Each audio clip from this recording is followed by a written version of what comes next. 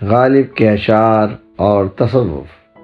مرزا غالب کی صوفیانہ شاعری کے حوالے سے آپ میری ویڈیو دیکھ چکے ہیں۔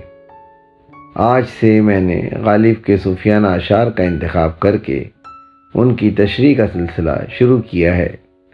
امید ہے کہ آپ کو اس سلسلے میں دلچسپی رہے گی۔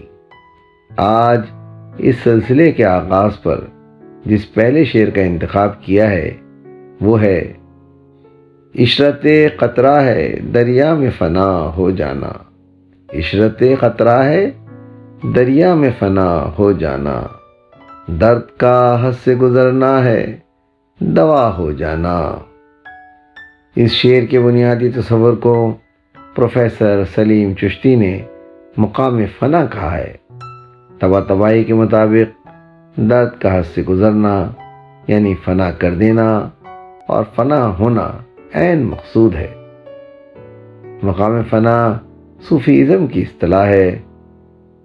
صوفیہ اللہ تعالیٰ کی ذات و صفات کے غلبہ شعور کی وجہ سے اپنی ذات سے بے خبری کو فنا کہتے ہیں۔ خدا کی ذات کا ایسا غلبہ کہ صرف اس کا ہو جانا، اس کے سوا ہر شے سے بے نیاز ہو جانا، جز کا کل میں حلول یعنی یوں مل جانا کہ ایک ہی ہو جائیں۔ عشرت قطرہ یعنی قطرہ کی زندگی، اس کا عیش، اس کا نشاط، اس کی فرحت دریا سے دوبارہ ملنے میں ہے۔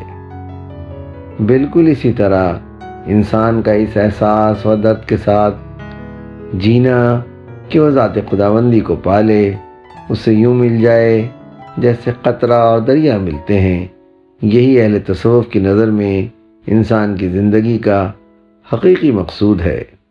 غالب بھی اس کے داعی تھے۔ حالی نے بھی اس شعر کے بارے میں جو فرمایا ہے کہ جب درد حد سے گزر جائے گا تو مر جائیں گے، یعنی فنا ہو جائیں گے، یعنی واصل باللہ ہو جائیں گے۔ گویا قطرہ دریا میں کھپ جائے گا اور یہی اس کا مقصود ہے، یعنی درد کا حد سے گزر جانا، یہی اس کا دوا ہو جانا ہے۔ خواتین و حضرات، اس سلسلے پر اپنی رائے ضرور دیجیے تاکہ جو کمیاں ہیں انہیں دور کیا جائے۔ انشاءاللہ جلد غالب کے کسی دوسرے صوفیانہ شعر کے ساتھ پھر ملیں گے۔ اجازت دیجیے۔ اللہ ہم سب کا نگہباں ہو۔ آواز و پیشکش سراج الدین۔ ویڈیو پسند آئی ہے تو لائک کیجیے، سبسکرائب کیجیے تاکہ آپ کو میری نئی ویڈیو کا نوٹیفیکیشن بر وقت مل سکے۔ شکریہ۔